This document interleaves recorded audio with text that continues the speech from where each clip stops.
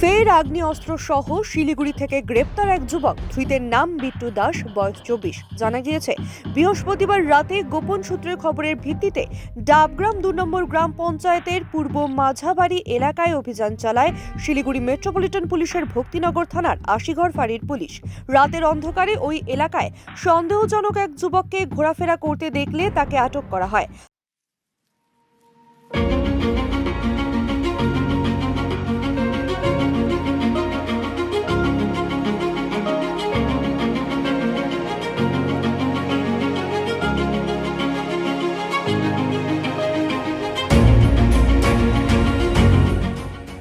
তল্লাশি চালাতেই তার কাছ থেকে উদ্ধার হয় একটি আগ্নেয়াস্ত্র এবং 1 রাউন্ড তাজা কার্তুজ। এরপর অভিযুক্তকে গ্রেফতার করে পুলিশ। ধৃত ওই আগ্নেয়াস্ত্রগুলি কোথা থেকে সংগ্রহ করেছিল এবং তার কী উদ্দেশ্য ছিল তা জানতে তাকে জিজ্ঞাসাবাদ শুরু করেছে পুলিশ।